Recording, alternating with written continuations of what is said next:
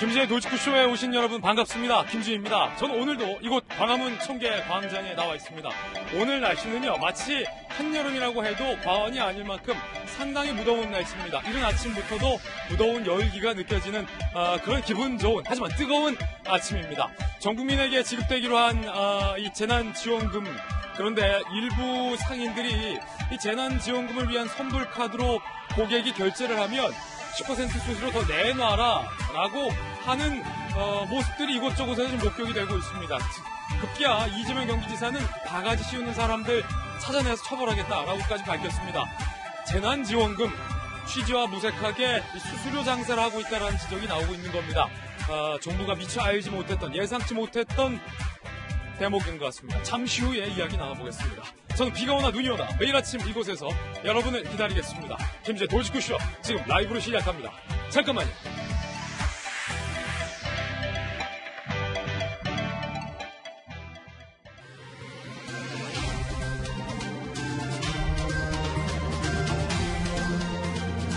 신문 읽어주는 남자입니다. 북한군이 우리 군 GP에 사격을 가한 것과 관련해서 유엔사 정전위원회의 조사가 마쳤습니다. 그런데 정작 북측은 조사하지 못했다고 합니다. 그런데 우리 군은 즉각적인 대응을 했다라고 설명을 했지만 대응 사격 시간까지 20분이 걸린 것으로 알려져서 논란이 일고 있습니다. 통상 즉각적인 대응이라는 것은 늦어도 5분 안에 다다다다 대응 사격을 하는 것을 의미했는데 20분 뒤에 대응 사격한 것, 과연 즉각적인 대응이라고 할 수 있느냐라는 논란인 겁니다. 잠시 후 이야기 나눠보겠습니다. 오늘 조간신문 어떤 뉴스 보도하는지 함께 하시죠. 먼저 동아일보입니다. 어제 5월 5일 어린이날을 맞아서 프로야구가 개막을 했습니다. 무관중 상태에서 개막을 했는데 한국이 연 야구의 봄, 미국에서도 생중계를 했습니다. 코로나로 38일 늦춰서 무관중 개막을 했지만 전 세계 언론의 주목을 받고 있는 겁니다. 특히 어제 일부 경기 같은 경우는 알자지라까지 와서도 취재를 했다고 하고요. ESPN, 미국의 스포츠 전문 매체가 아예 대놓고 생중계를 하기도 했습니다. 미국도 야구에 대한 열망이 높은데 한국 야구로 그 갈증을 해소하는 것 같습니다. 또 이럴 때일수록 우리 프로야구 선수들이 더 힘내서 경기력 끌어올려서 우리 답답했던 국민들의 마음에 좀 시원한 홈런 한 방을 날려주길 기대해 봅니다. 개인적으로 저는 한화 이글스 팬이라 한화가 또 이번 시즌에 잘했으면 좋겠습니다. 다음 신문입니다. 이번에 한국일보입니다. 공과금 임대료가 급한데 쓸 때 못 쓰는 재난지원금. 오늘 한국일보는 이 정부가 지급하는 재난지원금과 관련해서 굉장히 아쉬운 점을 주목하고 있습니다. 특히 영세 자영업자나 당장에 공과료 내기가 급급한 우리 가구 구성원들에게는 이 재난지원금이 공과금과 임대료를 못 쓴다는 것이 아쉬운 대목이라는 거죠. 특히 이번 재난지원금 같은 경우는 사용할 수 있는 곳이 제한되어 있습니다. 백화점도 안 되고요. 대형마트도 안 되고요. 농협 하나로 마트도 안 되는 곳이 상당히 많다고 합니다. 사용처 확대 제한을 풀어야 한다는 목소리가 오늘 한국일보 기사에 담겨 있습니다. 공과금이라도 납부 가능하게 하는 방법은 어떨까라는 전문가들의 대안도 주목해 볼 만한 것 같습니다. 다음 신문입니다. 이번엔 조선일보입니다. 미국이 급기야 이제 중국에서 우리 기업 빼겠다라고 밝혔습니다. 글로벌 공장으로서의 중국 위상을 흔들기다라고 조선일보는 분석했는데 미중 무역전쟁 2탄이 시작되나요? 어제는 중국과 미국 간의 이른바 코로나19와 관련된 논쟁, 정말로 불꽃 튀기는 논쟁에 대해서 보도를 해드렸는데 오늘은 미국이 아예 자국 기업의 공장을 중국에서 빼겠다, 세금 혜택도 주겠다라고 밝히고 나선 겁니다. 전문가들은 과연 그게 가능할까 의문을 제기하고 있기도 합니다. 다음 신문입니다. 이번엔 한겨레 신문입니다. 미국 우한 연구소 기원설에 파이브 아이즈도 근거 없다라고 반박을 했다라는 게 한겨레 신문 보도인데 어제 저희들은 호주의 언론 데일리 텔레그래프의 보도를 인용했습니다. 호주의 언론 데일리 텔레그래프는 이 파이브 아이즈가 중국의 은폐 의혹에 대해서 제기를 했다라는 건데 이번에는 가디언즈가 파이브 아이즈의 취재원을 인용해서 그거 사실 아니다 라고 반박을 하고 있다라는 기사가 오늘 한겨레 신문에 보도되고 있습니다. 엄청난 증거 있다는 트럼프 행정부, 과연 증거가 있겠느냐라는 반문인데 이거 어찌된 일인지 매체들 사이에서도 반박에 재반박을 이어가고 있는 공세입니다. 정말 한 매체의 의혹대로 중국 우한에 있는 그 실험실 바이러스 연구소에서 코로나19가 터졌다면 이것은 정말로 전 세계에 파장이 일 만한 의혹인 것 같습니다. 다음 신문입니다. 이번엔 중앙일보. 감동적인 사연이 오늘 중앙일보 1면에 보도되고 있습니다. 우리 대한민국의 아이, 백혈병 아이를 이송하는데 한국과 일본이 모처럼 손을 잡았습니다. 어린아이의 기적이라고까지 쓰고 있습니다. 지도 한번 보실까요? 뉴델리에서 급하게 5살 여아가 병이 악화가 된 겁니다. 그러자 비행기가 없었어요. 빨리 대한민국으로 이송을 해야 하는데 그때 발벗고 나선 게 일본이었습니다. 우리가 전세기 좌석 내주겠다. 우리가 전세기 대주겠다. 라고 일본 대사관과 일본 당국이 발빠르게 움직인 겁니다. 결국에 일본 전세기를 타고 일본을 거쳐서 대한민국까지 와서 치료를 받을 수 있었습니다. 인도 의료진은 수혈하면서 귀국을 지원하기도 했습니다. 자, 지금까지 한일 간의 인상을 찌푸리는 일도 많았습니다. 그런데 어제의 이 일만큼은 한국과 일본이 정말 더할 나위 없이 가까운 이웃이 될 수 있다는 가능성을 보여준 겁니다. 제가 이 기사를 보면서 느낀 점은요. 무턱대고 일본을 미워할 게 아니다. 협조할 건 협조해야 한다. 얼마든지 관계 개선이 필요하다. 가능하다라는 대목이었습니다. 지금까지 신문 읽어주는 남자였습니다. 오늘 아침 저와 함께 등판한 등판 선수들 소개해드리겠습니다. 저희 돌직구쇼에 법전 들고 나오는 변호사 정혁진 변호사님 모셨습니다. 어서 오세요. 자, 그리고 이 두 분은 각 당에서 소신파 국회의원들로 유명한 분들입니다. 선수는 많지만 늘 청년 같은 두 분. 먼저 민주당의 재선 배지 달고 돌아온 박용진 의원님 모셨습니다. 그리고 삼선의 당대표급입니다. 미래통합당의 김용태 의원님 모셨습니다. 두 분의 선수합이 5선이에요. 상당히 오늘 무겁습니다. 자, 그리고 한양대 겸임교수이자 통일연구원에서 북한 문제 전문가로 계신 김수경 교수님 모셨습니다. 그리고 드라마 보좌관의 실제 주인공입니다. 25년 국회 전문가, 공간과 논쟁의 장성철 선생님 나오셨습니다. 모두들 어서 오세요. 네, 반갑습니다. 네, 오늘의 키워드 3가지도 준비를 했습니다. 하나씩 전해드리죠. 먼저 첫 번째 키워드는요. 수수료. 재난지원금 선불 카드를 긁으려는데 상인이 수수료를 요구한다면 우리는 그 수수료를 내야 할까요? 말아야 할까요? 어찌 보면 당연한 대답이지만 소비자들 사이에서 고민을 하고 있습니다. 한 지자체장은 이거 맞겠다라고 발벗고 나섰습니다. 잠시 후 짚어봅니다. 두 번째 키워드는 양극화. 미래통합당과 더불어민주당에 양극화 현상이 있다고 합니다. 잠시 후에 어떤 양극화인지 이야기 나눠보겠습니다. 세 번째 키워드는요. 플레이볼입니다. 어제 프로야구 개막했습니다. 전 세계에서 주목합니다. 잠시 후 전해드립니다. 김진의 돌직구쇼 오늘 톱 뉴스로 문을 열겠습니다.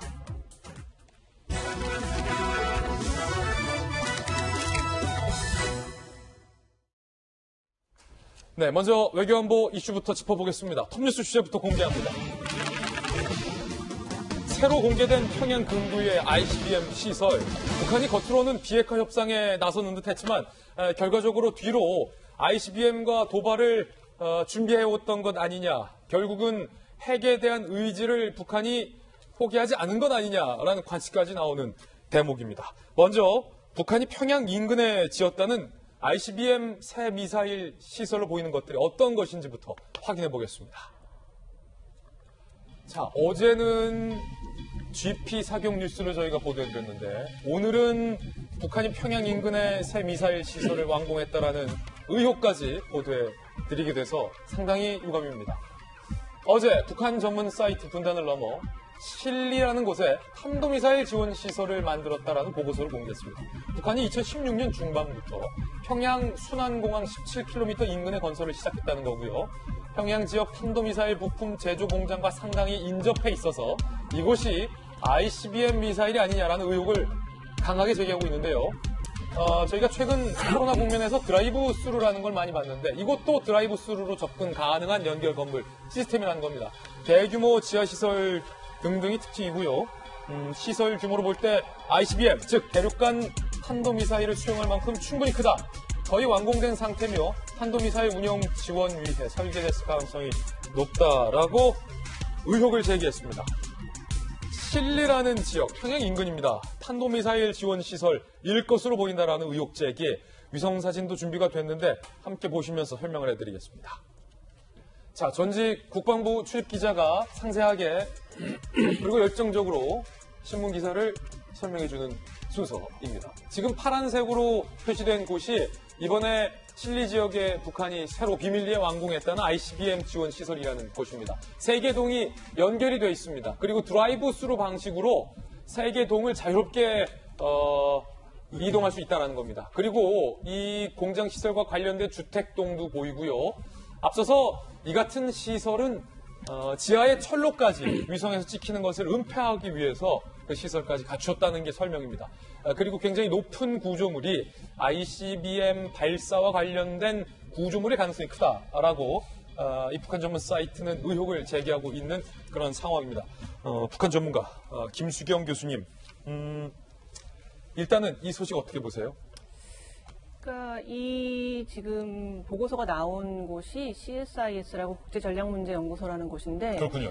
꽤나 미국에서 공신력이 있는 외교 전문 띵크탱크입니다. 그리고 뭐 표방하기로는 이제 좌와 우로 치우치지 않고 굉장히 중립적으로 어떤 외교 문제를 바라본다는 것을 표방하고 있고요. 굉장히 객관적인 곳이다. 네, 그 띵크탱크가 한반도 문제와 관련해서 전문적인 정보를 다루는 웹사이트를 개설했어요. 그 웹사이트가 바로 이 분단을 넘어라는 이제 웹사이트인데, 보면은 이제 그 대륙간 탄도미사일이 수용 가능할 만큼 굉장히 높은 건물이 있고, 또 지하시설이 엄청 주변에 크게 있고, 또 철로가 연결이 돼 있고, 그 철로로 뭘 나르는지를 알 수 없게끔 이 지붕이 설치가 돼 있다는 거예요. 그렇군요. 그래서 이제 분석하기로는 이제 근처에 그 대륙간 탄도미사일을 만들 수 있는 부품 공장들도 가까이 있기 때문에 이제 철로로 뭐 이제 부품을 실어 와서 그 지하 시설에서 뭐 조립을 할 수도 있고, 아니면은 이 아까 말씀드렸던 그 세 개의 동에 뭐 이동식 발사대라든가 거치대나 이런 것들을 수용할 수 있는 시설일 것이다. 그래서 아마도 그 대륙간 탄도미사일을 뭔가 이런 지원할 수 있는 시설일 것이다라고 분석을 하고 있고요. 네. 물론 다만 이 보고서에서는 정확한 기능은 분명치 않다라고 이제 단서를 달기는 했어요. 그렇죠. 그건 북한만 알겠죠. 네, 뭐 정확하지는 않지만 정황상 볼 때 이러하다고 봤고, 뭐 충분히 꽤나 근거가 있다고 생각을 합니다. 그리고 그러면 도대체 이거를 어떻게 해석해야 되느냐? 네. 북한이 두 가지로 해석이 가능할 것 같아요. 안 좋게 보자면 북한은 애초부터 비핵화를 할 생각이 없었고, 단지 시간을 벌고 뭔가 그 협상하는 과정에서 더 핵을 더 완성하기 위한 시간을 벌기 위해서 했을 뿐 전혀 의도가 없었다고 나쁘게 볼 수도 있고, 뭐 좀 더 그렇게 나쁘게 보지 않는다면 그 이미 북미회담 2번을 하면서 북한의 카드가 어떤 건지 다 이제 어떻게 보면 노출이 됐다고 할 수 있죠. 그리고 북한의 경우에 사실 마지막 그 하노이에서 이 결렬됐던 것들이 미국이 이제 북한은 모를 줄 알았던 것들을 미국이 갖고 와서 너네 이거 갖고 있잖아 이런 식으로 얘기했다는 거 아니에요. 어떻게 보면 이제 카드가 다 미친 셈인데, 네.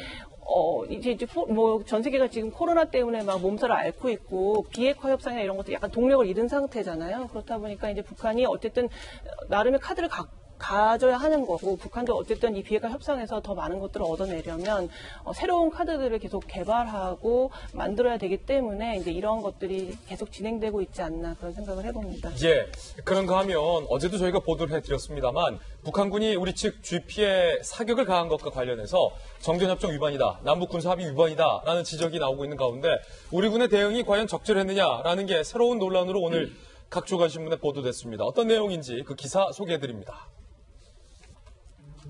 북한의 GP 총격, 군 늑장 대응 아니냐라는 논란인데요. 판단은 아마 여러분들께서 해주시기 바라겠고요. 지난 3일 GP 외벽에서 4발 타는 탄환 발견한 한국군. 대응 사격까지 지금 뒤늦게 알려진 바에 따르면 20분가량이 걸렸다는 겁니다. 사실 어제까지만 하더라도 즉각적인 대응이라고만 저희들도 소개를 해드렸는데 정확한 그 시간이 언제냐라는 것이 20분가량 소요됐다는 게 오늘 새롭게 나온 거고요. 즉각적인 대응 사격은 지금까지 통상 5분, 늦으면 아무리 늦어도 10분 내에 대응이 다 이루어졌다는 것보다는 확연히 4배에서 2배 정도 오래 걸렸다라는 대목이고요. 군 당국은 적절한 조치가 이루어졌다라고 본다라고 그럼에도 불구하고 이야기를 했습니다. 유엔사의 조사가 필요하다며 세부 내용은 이례적으로 함구했다라는 것이 오늘 조선일보의 보도입니다. 유엔사 군사정전위원회 특별조사팀은 체제적 한계 때문에 북측을 조사 못하고 현재 보고서를 작성 중인데 결국 이게 북한이 의도적으로 도발을 한 것이냐 여부를 판가름하기 위해선 북한 측을 조사해야 하는데 그게 이루어지지 않아서 우발적인 일종의 액시던트, 사고일 결론이 날 가능성이 크다라는 관측도 오늘 여러 기사에선 전망하고 있습니다. 일단은 김용태 의원님, 우리 군의 대응이 과연 20분 적절했느냐, 빨랐냐라는 논란이 오늘 새롭게 불거졌어요. 일단 우리 진행자 많이 놀라셨습니까? 저 사고 소식을 들었을 때, 사건 소식을. 놀랐죠. 저는 뭐 가슴이 정말 쓸어내릴 정도로 가슴을. 저희 아들이 지금 비무장지대에 근무하고 있거든요. 아, 김 의원님 아들이 비무장지대에서 아우 더 놀라셨겠어요. 걱정되죠. 예. 자, 이 문제는 크게 이제 세 가지로 나눠서 볼 수가 있겠습니다. 우리 군 당국의 추측처럼 우발적이다. 그러면 지금 우리 GP 거기에 총알이 4발이 지금 꽂혔다는 거잖아요. 예. 우발적이면 몇십 발, 몇백 발을 쐈겠죠? 근데 그거에 대해서는 지금 보도가 없습니다. 다음에 이 국방부의 발언도 없고요. 자, 그 GP를 겨냥해서 쐈으면은 의도적인 이제 도발인 거고, 그렇게 하지 않았으면 저기에 4발 맞추려면 다른 데 엄청나게 많이 쐈겠죠. 몇십 발, 몇백 발. 자, 이거에 대해서 우리 지금 군이 정확하게 얘기해 주셔야 됩니다. 아, 그렇군요. 이 부분에 대해서 지금 보도가 없어서 제가 이제 짚어드리는 거고요. 네. 자, 이제 두 번째. 이거는 지금 저희가 대응하는 체계가 정확하게 나와 있어요. 자, 당연히 그러면 우리가 지금 사실관계를 조사해서 GP에 4발이 총알이 막혔다. 그러면 북한에 당연히 해명을 요구해야 되겠죠. 아, 북한이 정말 어떠한 뜻으로 이걸 했느냐 해명을 해달라. 그리고 우리는 우리 자체들을 조사하겠다. 그리고 마지막에 단계에서 북한의 해명을 듣고 나서 예를 들어서 무슨 뭐 사과를 받아야 할 일이 있으면 사과를 요구하고 네. 재발 방지를 요구해야 되겠죠. 요 절차를 지금 밟지 않은 상황에서 중간에 합참이 나서서 우발적인 사건인 것 같다라고 단정해서 얘기했다는 거예요. 예. 특히나 유엔사 이 조사도 나오지 않은 상태에서 이것은 매우 부적절할 뿐만 아니라 우리 국민들 정말로 우리 군이 도대체 우리의 안보와 우리의 이 장병들을 보호하려고 하는 게 우선인지 아니면 북한의 눈치 보기를 하는 게 우선인지를 정말 헷갈리게 하게끔 만드는, 그래서 군의 이 태도가 우발적이라고 미래지레짐작해서 발표해버린 이거에 예. 대해서는 매우 큰 유감을 표명한다 말씀을 드리고요. 세 번째, 20분 있다 대응했다 이렇게 얘기가 나오잖아요. 15분에도 20분 있다. 그러면 그건 대응이 아니죠. 다른 데도 아니고 최전방에서 GP의 총알이 4발이 박힐 상황이며 예. 정말로 이 군 장병들이 직접적인 생명의 위험을 받는 거고, 그렇다면 상부에서 즉각적으로 소위 비례 대응하는 방식이 있지 않습니까? 예. 비례 대응보다 몇 배 더 해야 되는 게 군의 작전 지침에 나와 있어요. 그걸 즉각적으로 대응했어야 되는데 참 이 부분에서 아쉽습니다. 만약에 이것이 다른 지역이었으면 아마 조금 이 대응이 늦었다고 해도 이해할 수 있을 텐데, GP라는 건 바로 앞에 정말로 1, 2km 이 앞에 군인이 직접 저쪽에서 예. 총을 쐈다는 거 아니겠습니까? 그것도 이번에 탄원을 보니까 기관총으로 쐈다. 그냥 소총 사격이 아니고, 그런 상황에서는 매우 정말로 답답함을 금할 수 없고, 제가 이렇게 정리를 한번 해보고 싶습니다. 예. 자, 이제 남북 군사 합의가 있었고요. 이 북한, 남북한 간에 여러 가지 평화 무드가 만들어졌고, 특히나 우발적인 충돌을 막을 수 있다라고 사실 북한뿐만 아니라 우리 한국 측에서 얼마나 사실 국민들한테 자랑하면서 안심을 시켰습니까? 이 사건 정말 절차대로요. 우리가 짐작하지 말고 저쪽에 해명을 요구하고 해명에 따라서 사과 및 재발 방지를 요구한 다음에 우리가 대응이 늦었다면 왜 늦었는지도 정확하게 조사할 필요가 있다. 이렇게 말씀드릴 수 있겠습니다. 예. 그런가 하면 이번 사건과 관련해서 한 걸그룹의 아이돌 멤버가 해당 기사를 본인의 SNS에 올렸다가 예상외로 누리꾼들에게 문매를 맞아서 논란이 되고 있습니다. 이거 무슨 일일까요? 너무나도 유명한 걸그룹 베리굿의 멤버, 유명한 조현 양에 대한, 조현 씨에 대한 뉴스입니다. 걸그룹 베리굿의 멤버 조현 씨가 북한이 GP에 수차례 총격, 우리 군 대응 사격이라는 그냥 간단한 어떤 스트레이트 중립적인 기사를 SNS에 올린 거예요. 그냥 기사만 올린 겁니다. 본인의 코멘트도 없어요. 그런데 조현 씨도 예상 못했던 일들이 벌어졌습니다. 무슨 일이냐면 일부 온라인 커뮤니티를 중심으로 비판이 쇄도한 거예요. 조현의 정치적 성향이 지나치게 반정부적이다. 문재인 정부를 너 비판하는 거냐? 예전부터 공유한 기사를 보니 넌 극우다. 이런 식의 비판의 글들이 달린 겁니다. 조연은 당황하고 놀랐겠죠. 나쁜 의도는 없었다라고 해명을 했지만 해명에도 불구하고 논란이 확산됩니다. 해당 게시글을 조연 양은 결국 삭제할 수밖에 없었습니다. 그냥 기사만 공유한 건데 마음이 너무 아프다 라는 글을 게재하기도 합니다. 그런데 이번이 처음이 아니었다는 겁니다. 과거 조연 양이 지난 2월 SNS에 코로나19와 관련돼서 중국인 입국을 금지하라는 김진태 의원의 성명을 담은 기사와 신종 코로나 바이러스를 극복하자라는 글 게재 후 비판 세례를 받는데 그분이 누군지도 몰랐고 그저 마지막 문장이 와닿아서 기사만 인용한 거다라고 해명을 했습니다. 마지막 문장은 이겁니다. 국민이 살았으면 좋겠어서 국민부터 살고 보자라는 그 문장만 보고 올린 것이다 라고 해명을 한 사건도 있었습니다. 이와 관련돼서 전문가들도 오늘 한 매체에 인터뷰를 하고 있습니다. 하태경 미래통합당 의원은요, 대한민국 국민이 안보를 걱정하는 게 욕먹을 일이라니 이 세태가 걱정되는 것 저뿐인가 마녀사냥 당장 중단돼야 한다며 나라의 안보를 걱정했다고 욕을 먹으면 그 나라가 이상한 것이다 라고 인터뷰를 했습니다. 그리고 신율 명지대 교수는요, 북한군이 우리 쪽에 총을 쏜 건 팩트다.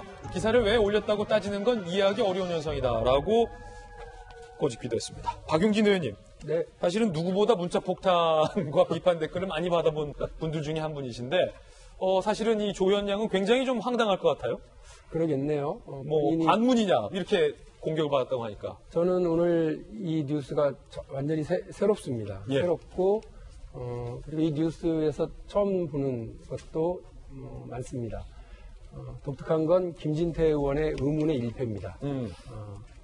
저 유명한 걸그룹의 이제 연예인이 그분 누군지 모른다. 그분 누군지 모른다. 김진태 의원이 나름 또 당대표 선거에 나갔고 또 재선 의원으로 여러 활약도 했고 여러 굿 뉴스든 배드 뉴스든 여러 뉴스에 많이 오르셨는데 저 사람 누군지 모른다. 이런 얘기를 들어야 됐다고 하는 걸로 봐서는 김진태 의원은 의문의 일패고요. 예. 이런 현상 별로 좋지 않다고 생각합니다. 저는 기본적으로 무슨 아이돌이 저런 정치 관련 뉴스를 저 그렇게 생각하지 않습니다. 그럼요. 아이돌이든 연예인들요 얼마든지 정치적인 의견을 가질 수 있고 그것을 바탕으로 본인의 활동을 할 수 있습니다. 근데 여러 가지 피해가 있죠. 그러면 그 피해를 본인이 감내하고 하는 분들이 멋있어 보입니다. 그것은 보수적이든 진보적이든 상관하지 않습니다. 어느 당을 지지하실 수도 있고요. 그러나 그런 의도 없이 다른 멘트 없이 이렇게 기사를 공유하고 예. 그것을 알리고 하는데 그것에 대해서 여러 추측에 추측을 더하고 그 추측 위에 또 이제 비판을 가해서 한 연예인의 어떤 의견 혹은 여러 마음 이런 것들 헤아리지 않고 마냥 비판으로만 사무를 한다고 하면 그것은 좌로부터의 비판적 공세이든 우로부터의 비판적 공세이든 우리 사회의 예. 풍부한 논쟁, 논의 이런 것들 가로막는 일로 보여서요. 별로 좋아 보이지 않습니다. 우리 조연 씨 마음 아프다고 하셨다는데 너무 이렇게 개의치 마시고요. 예. 저나 김용태 의원님 같은 분도 있습니다. 왜 또 갑자기 문자 김 의원님을 끌고 들어가? 우리 김용태 의원님도 문자 많이 받으셨고 여기도 저도 많이 받았는데 예. 저희야 원래 비판의 한 복판에서 헤엄치는 사람들이니까 예. 크게 상관하지 않습니다만 어쨌든 이런 일도 저런 일도 다 겪고 나시면 예. 더 성숙하고 훌륭한 연예인으로 우리 사회의 한 구성원으로 예. 이렇게 살아가실 수 있을 거예요. 그러니까 너무 마음 아파하지 마시고 예. 그런 관심. 김진태 의원은 그렇게 관심 받으려고 애를 쓰셨는데 누군지 모른다잖아요. 예. 그거보다는 관심 받고 이렇게 비판받는 게 더 행복한 일이다. 이게 오히려 생각하셨으면 좋겠습니다. 여기 또 문자 폭탄 선배님들이 두 분 다 앉아 계시기 때문에 조연 양에게 또 심심한 위로를 주시는군요. 예. 이 내용은 너무 간단해요. 저게 가짜뉴스가 아니잖아요. 예. 자기의 의견을 표명한 것도 아니잖아요. 그럼에도 불구하고 공격을 받았으니 얼마나 기가 막히시겠어요. 자, 우리 옆에 박용진 의원 또 말씀하셨지만 우리 조연 씨 힘내세요. 예. 아니 이런 것들 정말 개의치 마시고 본인 음악 활동 더 열심히 하시고 사회에 이렇게 건강한 관심 표명 계속 해주시면 아마 국민들이 나중에는 조연 씨 정말 응원하고 박수 보낼 겁니다. 예. 기본적으로 이렇게 개인적인 취향을 정치적인 프레임을 씌워가지고 공격하는 것 자체가 이 민주주의 사회의 다양성을 인정하는 것이냐 이런 부분에서는 상당히 걱정스러운 부분이 많습니다. 지난 총선을 앞두고요. 예를 들면은 미스터 트롯 유명했던 그 송가인 씨 같은 경우에는 파란색 옷을 입고 나 투표했어요. 인증사진 찍었다가 당신 민주당 지지 아니야? 이런 공격도 당했고, 또한 이제 골목식당에 나온 그 유명한 조보아 씨 같은 경우에는 철쭉꽃을 배경으로 사진 찍었다고 철쭉꽃 분홍색 당신은 통합당 지지자 아니야? 이런 식의 공격도 많이 받았어요. 이렇게 너무 연예인들의 일상적인 생활을 정치적인 프레임으로 공격하는 건 옳지 못하다는 생각이 들고요. 지난 박근혜 정권 때 많은 연예인들이 블랙리스트에 올라서 힘들어하고 우리가 분노를 했지 않습니까? 이런 것들이 여론에 의한 또 다른 블랙리스트가 아니냐, 그런 걱정도 해봅니다. 그냥 이런 것들은 아무 일도 아니니까 존중을 해줬으면 좋겠다라는 생각이 듭니다. 예, 북한 관련된 소식 전해드렸습니다. 이번엔 저희가 준비한 두 번째 이슈를 소개하겠습니다. 바로 이겁니다. 재난지원금의 웬 수수료, 정말로 웬 수수료일까 했습니다. 실제 수수료를 요구하는 사례들도 나왔습니다. 잠시 후에 상세히 전해드리겠고요. 재난지원금을 풀자 무엇 소비가 급증했다. 자, 이 무엇은 무엇일까요? 오랜만에 드리는 또 김진애 앵커의 퀴즈입니다. 재난지원금 풀자 동네 마트에서 땡땡이 더 많이 팔렸다. 자, 여러분들 뭘까요? 정답 공개합니다. 살짝 퀴즈 탐험 동물의 세계 같지 않습니까? 재난지원금 풀자 담배 사재기가 들었다. 오늘 한 경제 전문 매체의 보도입니다. 2016년 이후 담배 판매량이 감소했는데 최근 판매량이 급증했다. 특히 지난 2월에는요 이렇게나 많이 팔렸어요. 2억 4,230만 갑이 팔렸는데 3월에는 2억 8,740만 갑이 팔렸다. 무려 한 달 사이에 18.6%가 많이 팔렸다는 게 오늘 한국경제의 보도 내용입니다. 이 보도가 사실이라면 재난지원금 푸는 시점에 동네 마트에서 담배 판매량이 많아졌다는 얘기가 되는 건데요. 일부 지역에서는 동네 슈퍼에 담배 품귀 현상까지 벌어지고 있다고 합니다. 성태윤 연세대 교수는요, 아예 현금을 지급하거나 구입 가능 품목을 몇몇 생필품으로 제한해 오용을 막는 방안 중 하나를 택했어야 했다. 특정 업종에서만 사용 제한하면서 이도저도 아닌 결과가 나왔다라고 성태윤 교수는 꼬집었는데, 정익진 변호사님, 이렇게 성 교수가 꼬집는 이유는 사실 재난지원금을 정부에서 주는 이유는 대형마트나 백화점에서 온라인에서 사는 게 아니라 동네 지역 상권을 좀 올려보고자 동네 치킨집에서도 쓰시고 동네 반찬 가게에서도 쓰시고 뭐 동네 맥주집에서 쓰시고 동네 아이들 장난감점에서 쓰셔서 지역 경제를 좀 살려보자는 건데, 지금 한국경제 취재한 내용처럼 대형마트와 동네 슈퍼에서 유일하게 가격이 같은 담배 소비량을 이렇게 많이 들었다는 것은 사실 재난지원금의 취지가 좀 무색해지는 건 아니냐는 게 한국경제 지적인 것 같아요. 그런데 이건 충분히 예측 가능한 일이었어요. 그랬어요? 왜냐하면 사람들은 나름대로 합리적인 소비를 갖다가 하는 거거든요. 내가 현금이 아니고 다른 종류의 결제 수단을 갖고 있는데 그 결제 수단을 가장 합리적으로 쓸 수 있는 게 무엇이냐? 내가 굳이 필요 없는 것들을 그 다음에 조금 이제 일부 상인들은 가격도 올리고 그런다고 그러지 않았습니까? 그런 것이 없는 상품이 무엇이냐? 그것이 바로 담배였다는 거죠. 담배다. 그러니까 한두 명이 그렇게 생각한 게 아니고 집단적으로 그렇게 생각했다라고 하는 것은 사실은 이런 부분들을 간과하거나 제대로 짚지 못한 정책적 실패가 사실은 있었다는 이야기고, 대형마트보다 동네 슈퍼 품목들이 좀 비싸니까 네. 에이 담배나 사자 이런 분들이 상당히 좀 많아졌다는 거군요. 그다음에 동네 슈퍼에서는 가격이 올라갈 수밖에 없어요. 왜냐하면 수요가 몰리니까. 그러니까 공급은 일정한데 수요가 몰리니까 가격은 올라갈 수밖에 없는 거고, 그다음에 또 한 가지 담배가 뭐가 문제가 있냐면요. 담배를 구성하고 있는 가장 많은 포션 중에 하나가 뭐냐면 세금이거든요. 세금. 그러니까 동네 슈퍼에서 담배를 다른 때보다 많이 팔았다라고 해도 사실은 그 슈퍼한테 떨어지는 그 마진이랄까 이윤이라고 할까 이런 것들은 굉장히 제한적인 거거든요. 근데 다만 이제 반사적인 효과는 어떤 게 있을 수 있냐면 담배를 갖다 일단 많이 샀으니까 또 뭘 사긴 사야 될 거 아니에요. 예. 그래서 그런 의미에서 다른 신용카드나 현금이나 그런 게 조금 풀릴 수 있지는 않을까라고 기대할 수 있겠지만 그거는 역시 그럼에도 불구하고 제한적인 거고 우리 정부가 처음에 생각했던 그런 효과가 많이 좀 퇴색된 측면이 있다. 이렇게 보여집니다. 예. 예. 저 이 문제를 이 근본적인 데서 한번 찾아보고 싶습니다. 경기가 침체되면 사실 일본에서도 그랬지만 이제 돈을 풉니다. 그래서 국민들한테 일정 정도 액수를 다 나눠주죠. 뭐 그걸 이제 소위 헬리콥터 머니라고 하는데요. 그 헬리콥터 머니는 가장 이 함정이 뭐냐면 이 돈을 받아가지고 그러니까 뭐 상품권을 받든 뭐를 받든 간에 저축을 해버리는 거예요. 특히 상품권을 받으면은 할인을 해가지고 아예 저축을 하는. 그래도 지금 누가 지금 누구한테 좋은 일을 하는지 이제 모르게끔. 그래도 결국은 소비도 진작되지 않아. 근데 자, 이번의 경우, 이거는 단순히 소비 진작이 아니라 생존이 너무 어려운 사람들한테 생존 자금을 주는 거였거든요. 근데 생존에 필요한 게 가장 뭘까요? 당연히 지금 월세를 못 내서 쫓겨나게 생겼다든지, 공과금을 못 내서 전기가 끊기게 생겼다든지, 정말 아이들 다른 건 몰라도 최소한의 학비라도 돼가지고 부모로서 그 역할을 하려고 하는데, 그거에 대해서는 지금 할 수 없게끔 만든 거죠. 지금 대부분 주는 돈이 그 어떤 뭐 상품권이든 카드의 돈을 줘가지고 쓰게끔 만들어서, 그래서 정말 이도저도 아닌 이런 지금 뭐 사실 소비로도 제대로 그 전환되지 않고, 그다음에 생존에 필요한 물품들 제대로 살 수도 없게끔 만들고. 자, 그래서 지금이라도 빨리 수정했으면 좋겠어요. 뭐 저희가 뭐 야당이니까 무조건 여당, 정부에 하는 거 다 비판하려고 하지 않겠습니다.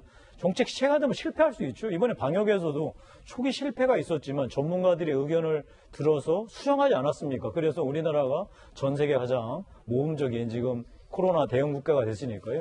이번 재난지원금도 초기에 실패 너무 급급해 하지 마시고, 우리 전문가들이 지적하시지 않았습니까? 이렇게 담배에 수요가 몰리는 거 바꾸면 되고요. 그다음에 카드로 줘가지고 이 시장 현장에서는 수수료 받는 이런 좀 나쁜 상인들 나왔으면 그거 안 될 수 있도록 고치고, 특히나 마지막으로 이 돈이 물건을 사는 것보다 더 중요한 게 공과금 내고 월세 내고 아이들 학비 대줄 수 있는 생존 자금으로 전환될 수 있도록, 그러니까 국민들한테 정확하게 바로 돈이 들어갈 수 있는 구조로 만드는 게 중요하다고 생각합니다. 자, 물론 이 한국경제 기사를 쓴 성수영 기자는 기사 말미에 이렇게 쓰기도 했습니다. 이와 관련해 정부 관계자는 흡연자들이 동네 슈퍼마켓에서 전액 담배를 사더라도 지역 슈퍼마켓 주인에게 도움이 될 것이다. 긴급재난지원금으로 담배를 사면 자신의 돈으로 두부나 아이스크림 같은 다른 소비를 하게 될 것이기 때문에 긴급재난지원금은 내수 진작에 도움이 될 것이다 라고 말했다라는 게 기사 말미에 보도가 됐다라는 것도 함께 보도를 해드립니다.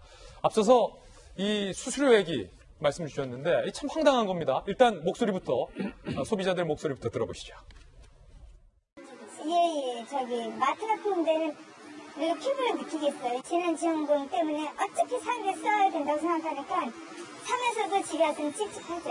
소비자는 어차피 쓸 거니까 쓰지만 눈에 보이니까. 지난번도 어떤 애는 받더라구나. 공문이 날라왔어. 아, 진짜? 하지 말라고. 이거 위반이라고. 재난지원금을 쓰려는데 수수료를 달라는 겁니다. 이렇게 요구하는 상인들이 일부 있다는 겁니다. 소비자들 입장에서는 황당할 수밖에 없는데 이럴 때 현금으로 수수료 1,000원이요, 2,000원이요 줘야 될까요? 말아야 할까요? 함께 보시죠. 재난지원금 카드에 웬 수수료? 수수료 바가지 천태만상. 경기도 의정부의 한 지하상가에서 A씨가 10,000원짜리 바지를 사려 재난지원금 카드를 내밀자 점포 주인이 그거 쓰면 수수료 10% 우리가 내야 돼. 수수료 1,000원까지 주세요. 하고 11,000원을 요구해서 결국 현금으로 구매했다는 겁니다. 재난지원금 못 쓰고요. 실제 사례가 나왔고요.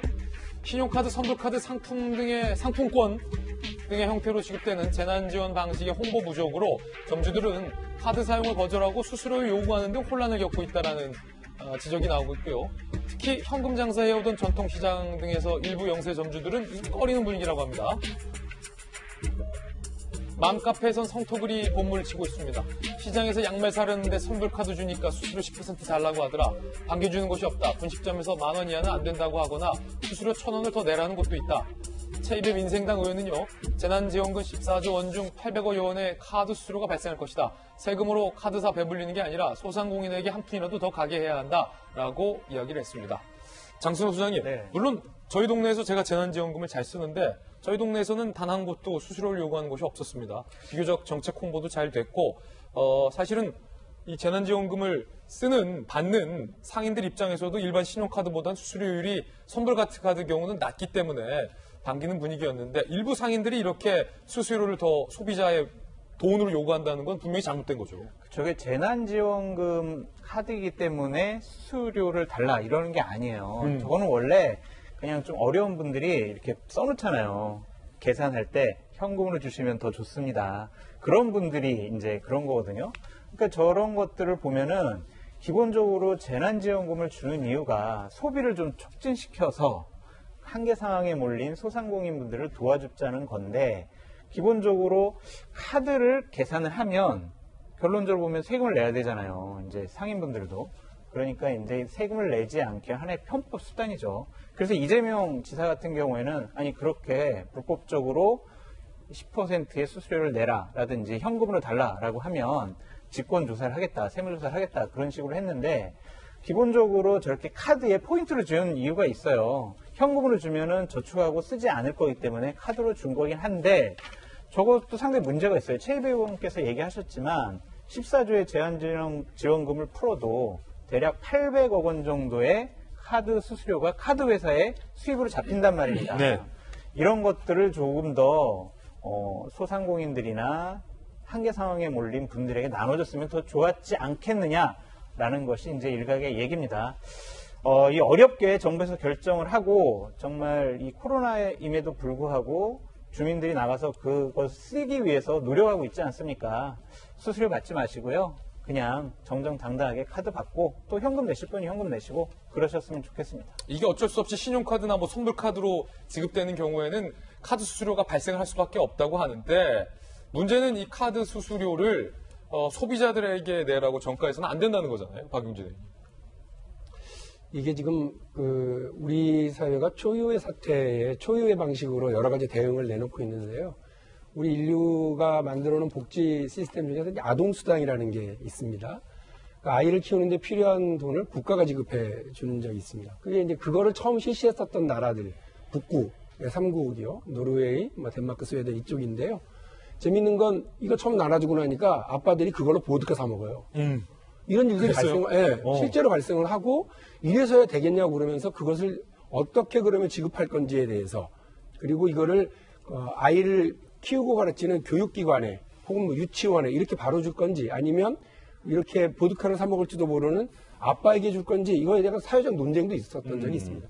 우리 사회에 지금 처음 초유의 사태에 대응하는 초유의 방식으로 첫걸음을 지금 떼고 있습니다. 여러 가지 문제점들이 당연히 드러날 수밖에 없고요.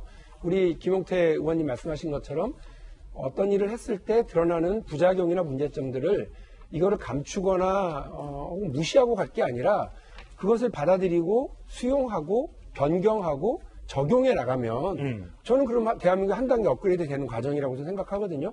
그만큼의 지금 수업료를 우리가 치르고 있다고 생각을 하시고 이 부분을 그러면 어떻게 조정해 나갈 건지. 왜냐하면 당연히 이대로만 되게 되면 최일배 의원이 지적한 것처럼 카드사만 배불리는 거냐, 혹은 이대로 두면 몇몇 세금을 피해 가려고 하는 상인들에게만 배불리는 거냐, 아니면 그냥 소비하지 않고 그대로 쌓아두려고 하는 일부 잘못된 대상자들의 문제냐, 이거를 다 점검을 해서 이거 얼마든지 수정 가능하고 또 바꿔나갈 수 있으니까 저는 정부에서 이거 면밀하게 좀 검토해서 가면 되는 문제라고 생각을 합니다.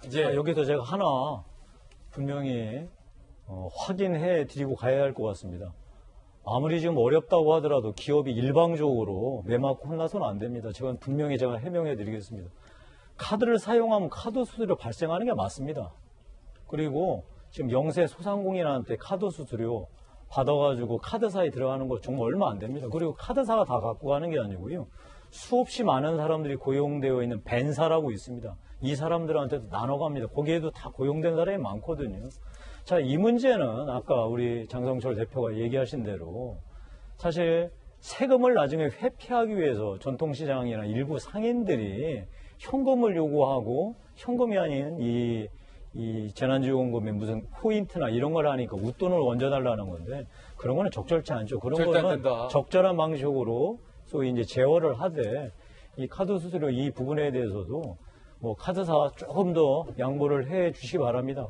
다만 이런 어려운 경우에서도 우리가 분명하게 짚을 건 짚고, 다음에 박용진 의원이 말씀하신 대로 정부 당국도 문제가 드러났으면 숨기지 말고 고치시면 됩니다. 방역 이번에 할 때 그렇게 하지 않았습니까? 자, 금융당국도 그래 주시기 바랍니다. 예. 여신 전문 금융업법이라고 있어요. 이제 카드사가 법적으로는 여신 전문 금융업자인데 거기 19조 1항에 보면 이렇게 신용카드를 결제를 하려고 했을 때 거절하면 안 되고요. 그 다음에 불리하게 대우해서도 안 되게 돼 있어요. 그래서 이재명 지사가 1년 이하 징역 1,000만 원 이하 벌금 말씀을 하셨는데 그런 행위를 했을 때 여전법 위반으로 해가지고 형사처벌까지 받게 되거든요. 바가지 씌우면 안 된다. 그거는 위법한 행위예요. 그냥 범죄 행위까지 될 수 있는 거니까. 그 다음에 결국은 소상공인들 도와주려고 이런 걸 갖다가 하는 건데 그거를 악용해가지고 더 뭘 달라 이렇게 이야기하는 거는 좀 부적절하다 이런 생각이 듭니다. 예. 자, 그런가 하면 계약도 이제 5월부터 순차적으로 시작이 됩니다. 실제 등교하는 계약 말입니다. 그런데 등교를 미뤄달라거나 등교 선택권을 달라는 청원도 등장을 했습니다. 8만 명 청원입니다. 등교 계약 시기를 미뤄주시기 바랍니다. 8만 6천 명이 지금 참여를 했습니다. 그리고 초등학교 저학년 유치원 우선 등교에 반대한다는 청원도 등장했고요. 등교 선택권을 보장해달라는 청원도 등장을 했습니다. 김수경 교수님, 지금 학부모들, 특히 아이 가진 엄마들이 등교시키기 불안하다라는 거죠. 저도 아이가 초등학생인데 이제 이해는 갑니다. 특히 이제 초등학교 저학년 같은 경우는 이제 개인 방역이 잘 지켜지지가 않잖아요. 뭐 항상 마스크를 착용하고 있어야 되고 손을 자주 씻어야 되고 뭐 이런 것들이 지켜지지 않죠. 뭐 선생님이 그리고 그거를 다 일일이 학생들을 다 감시하고 다 통제할 수도 없기 때문에 집단 감염의 발생 확률이 없지 않습니다. 얼마 전에 일본에서도 이제 위험이 있다고 이제 얘기를 했잖아요. 예. 싱가포르 같은 경우에 이제 확진자가 500명이 안 됐을 때 계약을 했단 말이죠. 근데 그 이후에 물론 뭐 주로 이주 노동자 중심으로 확진자가 많이 늘어나긴 했지만 어쨌든 확진자가 지금 16,000명에 육박하고 있어요. 그래서 학부모들의 이제 걱정이 뭐 전혀 이해가 안 가는 바가 아니고, 근데 다만 이제 교육 일수라는 게 정해져 있고 그 교육 일수를 채워야만 상급 학년으로 진학하고 이제 상급 학교로 진학을 할 수가 있기 때문에 그런 것들을 다 이제 무시하고 그냥 무조건 보내지 않게 해달라고 하는 게 좀 어려운 상황인 거고요. 근데 지금 좀 걱정되는 게 이제 올해 굉장히 기록적인 폭염이 될 거라는 예보가 이제 나오고 있는 상황에서 이 에어컨이나 선풍기 같은 것들을 틀면 그 비말 같은 게 계속 그 돌기 때문에 에어컨 못 틀어요? 그러니까 에어컨을 트는 게 굉장히 확률을 높인다고요. 확진을 받을 그 감염이 될 확률을 높이기 때문에 지금 정확한 수칙이 나오지는 않았지만 그것도 이제 전문가들과 이제 논의를 한다고 했지만 만약에 에어컨을 못 켠다. 그런다면 사실 이 계약은 안 하는 이만 못 하거든요. 벌써부터 이렇게 더운데. 그 기록적 폭염 속에서 사실 단지 그 교육 일수만을 채우기 위해서 아이들을 학교에 보내라고 하는 거는 굉장히 지금 뭐 부적절하다고 생각이 들고요. 이제 이런 것들에 대한 조정이 물론 이게 초유의 사태라서 모두가 지금 다 이제 조정하고 있는 상황이지만 이런 것들이 좀 명확하게 조정이 안 된 상황에서 단지 교육 일수를 채우기 위해서 일단은 등교해라 이렇게 하는 게 굉장한 위험성을 가지고 있다고 생각이 듭니다. 김 교수님, 오늘만 해도 이렇게 더운데 올여름 더 덥다는 예측도 나오지 않았어요? 올해가 뭐 거의 기록적인 폭염이 될 거라고 2016년인가요? 엄청 더웠죠. 그때보다도 더 더운 여름이 될 거라는 지금 예보가 나오고 있거든요. 근데 에어컨을 못 킨다면 뭐 정말 아이들 힘들겠네요. 아이들 너무 힘들고 선생님도 정말 죽을 마시고 이런 이제 어떤 뭐 교육부의 입장도 뭐 고민도 이해가 안 가는 바는 아닌데 어쨌든 뭐 중3 학생들, 고3 학생들 상급 학교로도 진학을 해야 하고 이런 상황에서 무한정 늘릴 수는 없지만 어쨌든 안전이 가장 중요한 거니까요. 그래서 이런 거에 대한 좀 충분한 고민이 있은 다음에 계약을 해야 될 것 같다는 생각이 좀 듭니다. 예, 그런가 하면 지금 벨기에와 미국 소식도 지금 준비돼서 전해드릴 텐데요. 러시아 소식도 있지만 벨기에 쿤헤인스 부총리가 마스크를 어떻게 쓰는지 모르는 듯한 영상이 공개돼서 벨기에 내부에서 빈축을 사고 있습니다. 그 영상부터 함께 보시죠. 자, 이마에 썼다가 이렇게 쓰는 건가? 아닌데 눈을 가리면서 이렇게 썼던 마스크 이렇게 썼던가?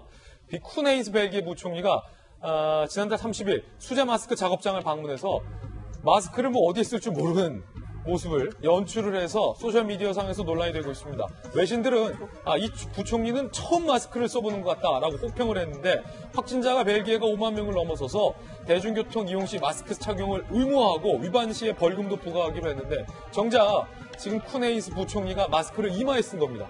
눈을 가리는 눈 가리개입니까? 안 됩니까? 이렇게 쓰자 벨기에 내부에서 부총리도 마스크 쓸 줄 모르는데 우리가 어떻게 쓰냐라는 논란이 불거지고 있는 것이고요. 이번에는 미국의 한 여성이 마스크를 어떻게 쓰는지에 대한 영상입니다. 코와 입에 구멍을 뚫고 마스크를 쓴 겁니다. 미국 기자가 물어봤다고요. 숨쉬기 힘들어서 이렇게 구멍 내서 썼습니다. 라고 태연하게 대답을 했다는데 저럴 거면 마스크 쓰실 필요 없죠. 마스크를 쓰는 이유를 전혀 모르시는 한 미국 여성의 영상도 확인이 되고 있습니다. 그런가 하면 러시아에서는요. 코로나 대응과 관련해서 정부를 비판했던 의사들이 잇따라 추락사를 해서 의혹이 제기되고 있습니다. 정부를 비판한 의사들이 똑같은 방법으로 사망하는 것과 관련해서 모종의 음모가 있는 건 아니냐라는 겁니다. 코로나 대응 비판 러시아 의사들 잇단 사망.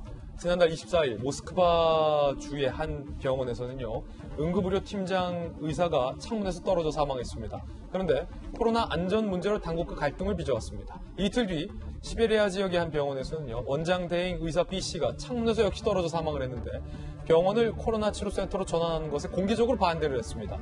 그리고 이달 2일 남부 보르네시의 한 병원에서는요. 응급의사 선생님 C씨가 2층에서 역시 추락해서 중태에 빠졌습니다. 코로나 확진인데 계속 근무를 강요한다라고 온라인에 폭로했다는 이유입니다. 뉴욕 타임스는요. 경찰이 코로나 대응을 공개 비판한 의사를 단속하던 중에 추락사가 발생을 했다. 러시아 내부 정부 배후설이 나돈다. 라는 지적을 하기도 했습니다. 장수 소장님, 네. 아이 설마요? 우연의 일치겠죠? 근데 여러 가지 이제 의문점이 있어요. 그러니까 이 의사들이 방역 장비가 너무 부족하다. 그렇게 좀 불만도 제기를 하고, 아니 나도 코로나 걸렸는데 내가 어떻게 환자를 돌보냐 이런 불만도 제기하고, 그런 것들을 온라인 동영상에 폭로를 하고 나니까 여러 가지 압력이 가해져 왔다는 거죠. 그렇기 때문에 어떠한 의사는 나도 코로나가 걸리고 우리 병원에서 코로나 확진자가 늘어나니까 상부로부터 상당한 책임 추궁이 있었다는 겁니다. 그러한 것들을 감당하지 못해서 의문의 추락사를 한 것이 아니냐라는 합리적인 추측을 하는 거로 보여집니다. 정부를 비판했다고 상당수 압박이 있었던 것이다라는 관측이 나오고 있다고요? 그렇죠. 우리나라에서는 있을 수 없는 일이죠. 있을 수 없습니까? 우리나라 같은 경우에는 상당히 정말 의사분들의 헌신적인 그러한 행동에 대해서 온 국민이 찬사를 보내고 있지 않습니까? 그러니까요. 참 자유민주주의 사회가 상당히 우월하고 좋다라는 걸 다시 한번 느낍니다. 예, 사실은 진짜 자유민주주의가 되려면 건전한 비판이 보장이 돼야 됩니다. 의사든 언론이든 여러 가지 시사점을 낳는 대목이었습니다. 오늘 나온 것 중에 제가 꼭 우리 시청자 여러분들하고 국민들한테 알려드려야 할 게 있으면 될 것 같습니다. 저도 지금 처음 봐서 깜짝 놀랐는데요. 학교 개학할 때 에어컨하고 그 다음 공기청정기를 쓰지 말라라고 나와도 깜짝 놀랐습니다. 공기청정기. 뭐 사실 대한민국이 다른 나라보다 이 코로나19에 잘 대응했던 게 황사에 대한 면역 때문이다라는 말이 많이 나왔거든요. 우리도 황사를 겪으니까 황사의 필수품이 두 가지가 마스크하고 또 하나가 공기청정기 아닙니까?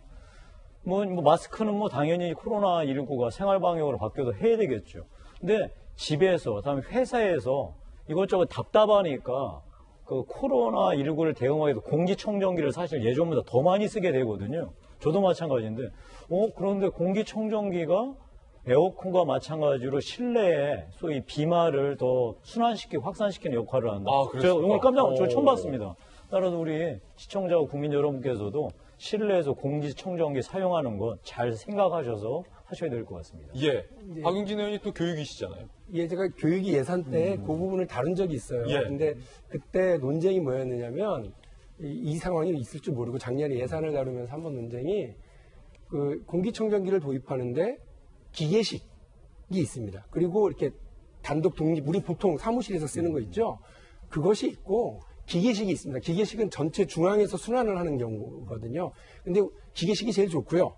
그때 우리가 논할 때. 그 다음에 그냥 단독 조그만한 기계 하나를 이렇게 들여오는 건데 그 경우는 제가 잘 모르겠습니다만 지금 아마 걱정하는 게 이 기계식일 거예요. 그래서 한꺼번에 다 돌리게 될 경우에 생겨나는 여러 가지 우려점들을 아마 이야기할 거고요.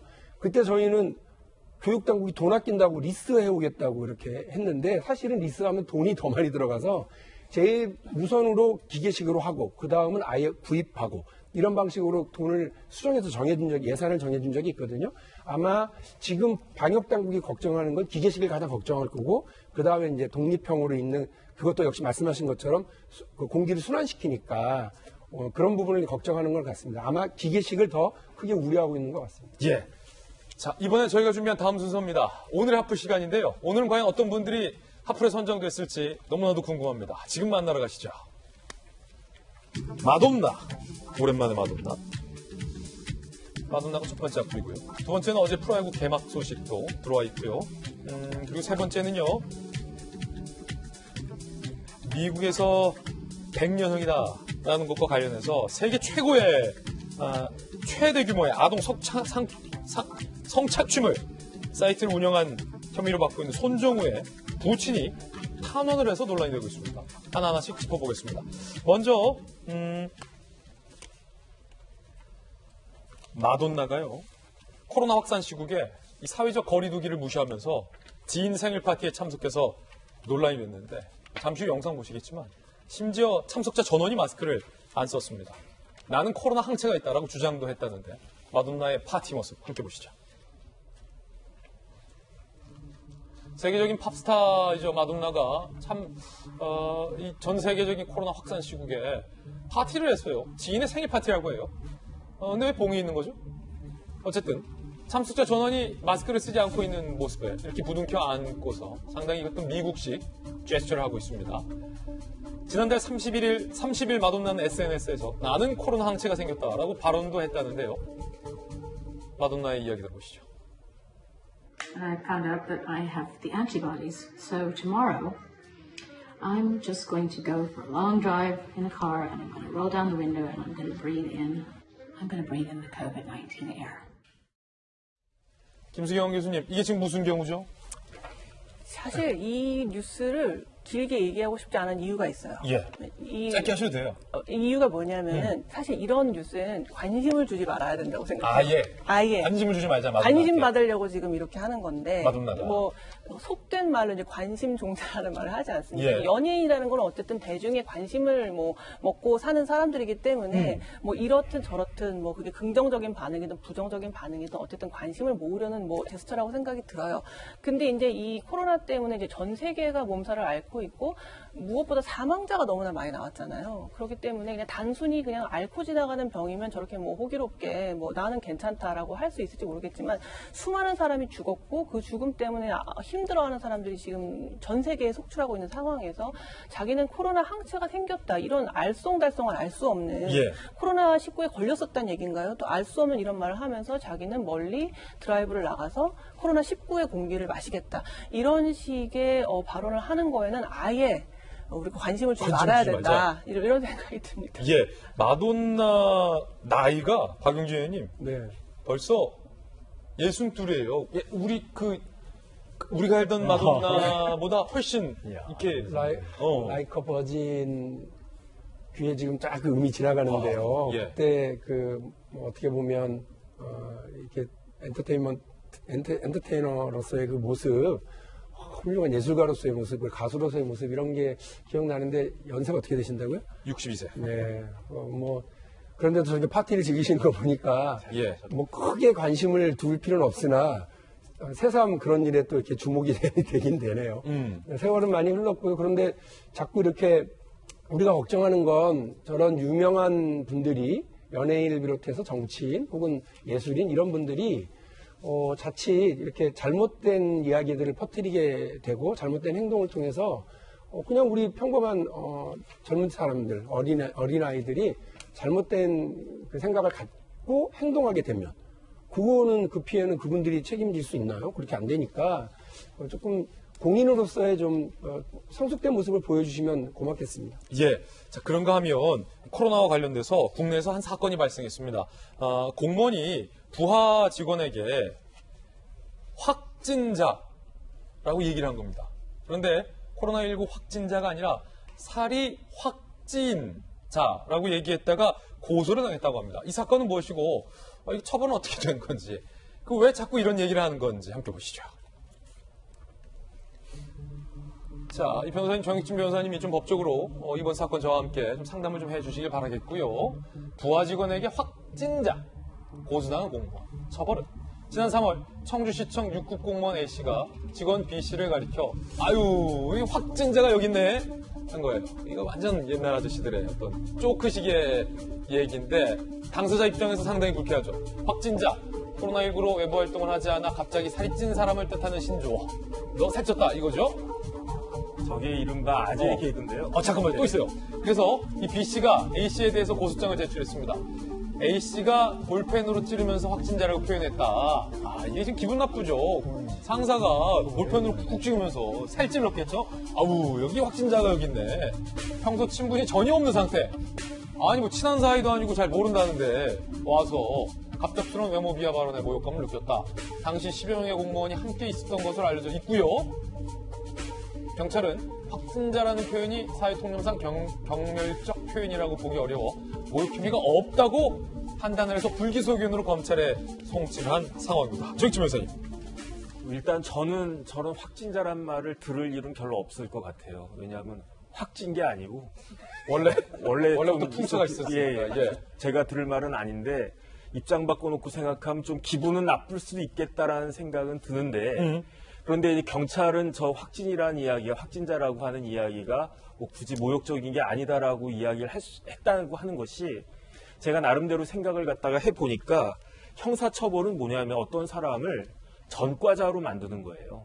그러니까 당사자한테 이제 사과 정도 받으면 끝날 일을 형사 고발까지 해가지고 기소당해서 판결을 갖다가 받으면 옛날 말로 치면 이제 빨간 줄이 가진다라고 하는 거죠. 그렇기 때문에 원칙적으로 형사처벌은 가장 마지막에 최후의 수단으로 보충적으로 이루어져야 되는 거기 때문에 그래서 사실은 모욕죄로 처벌받는 경우는 많지 않거든요. 이 정도면 그냥 당사자 간에 알아서 사과하고 끝내라.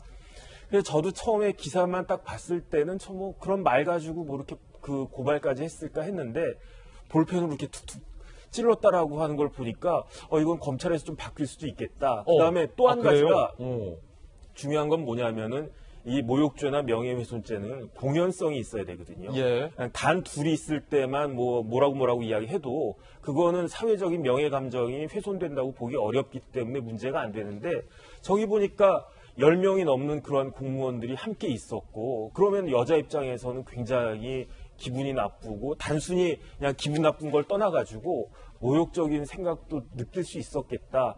결국은 어떤 것이 그 모욕인지 아닌지에 대한 것은 종국적으로는 판사님이 결정하실 문제이거든요. 그런데 그 전에 검찰에서 기소가 될 수 있는 여지도 있겠다. 저는 개인적으로 그런 생각은 듭니다. 아니, 남성 공무원 상사가 김 교수님 여성 공무원 아래 직원에게 그 볼펜으로 찌르면서 이런 얘기를 했다는 거고 지금 경찰 조사 고소장 보면요. 평소에 친분도 없는 별로 친하지도 않는 갑자기 웬 계장님이 와서 이렇게 과장님이 와서 찔렀다는 거예요. 사실 너무 기분 나쁜 상황이죠. 진짜 그 형법에 따른 모욕죄에는 해당이 안 되는지는 모르겠으나 이렇게 10명이나 있는 상황에서 그런 식으로 푹푹 찔러가면서 확진자가 여기 있는데 전혀 안면도 없고 전혀 모르는 사람인데 그래서 저는 여기에서 꼭 하나 말씀드리고 싶은 게 있어요.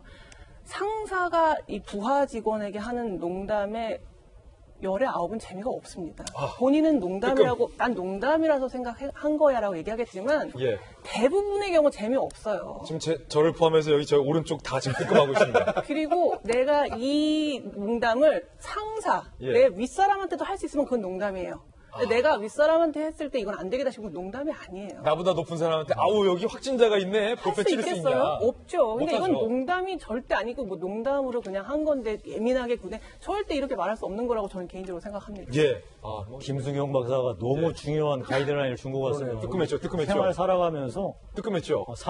정말 김승용 박사 말씀하신 그러니까 내가 이 동료나 부하 직원한테 얘기를 할 때 부하 직원이 나한테 그 얘기했을 때 내가 열 받냐 안 받냐 그 기준으로 내가 농담을 해야 되나 말아야 되나 근데 너무 생활상에 정말 중요한 지혜를 주신 것 같습니다. 저 확진자 발언은 집에서 자주 듣습니다. 우리 아이들이 자기 스스로 얘기를 해요. 그거 알거든요. 확진자는 본인이 알아요. 중3과 중1 두 아들이 저희 집에 있는데 확실히 늘었고 몸무게고 본인들이 우리가 확진자야 그래서 자기들끼리 낄낄거리는 건 합니다. 근데 저런 그 표현을 다른 사람에게 그것도 부하 직원에게 공직자에서 찔러가면서 여러 사람이 보는 데서 했다고 그러면 저는 당연히 저건 직장 내 갑질이라고 봅니다. 최근에는 직장 내 갑질과 관련해서도 처벌되죠. 처벌 대상이긴 한데 그러니까 저는 이렇게 형사적으로 처벌 대상으로 삼는 경우도 있고요. 또 직장 안에서 저 부분에 대해서 평가하고 판단하고 조치해주는 기관도 당연히 공직사회니까 있을 거라고 봅니다. 그래서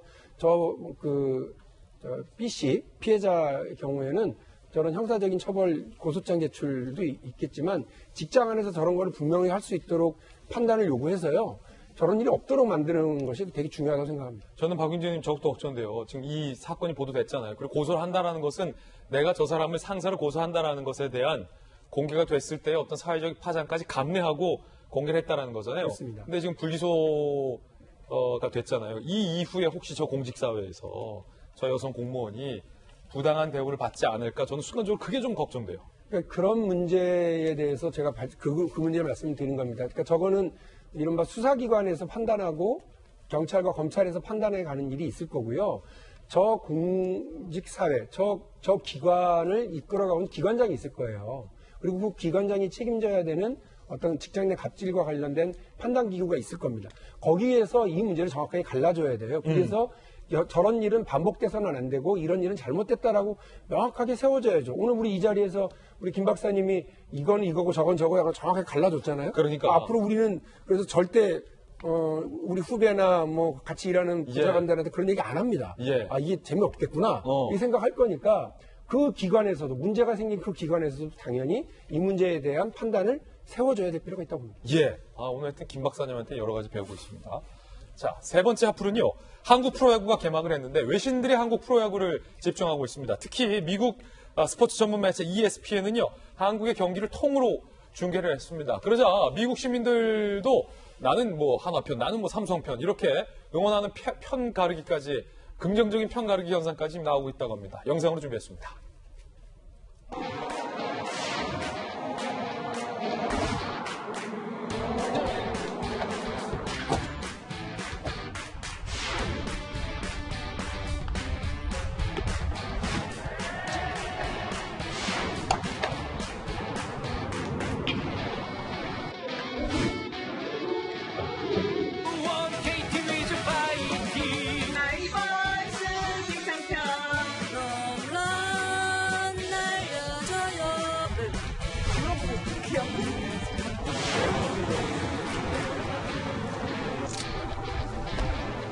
発熱チェックを行ったり、マスクの徹底を呼びかけるということなどですね、韓国のみならずどこの国でも行われていることですが、やはりその辺をしっかりやっている。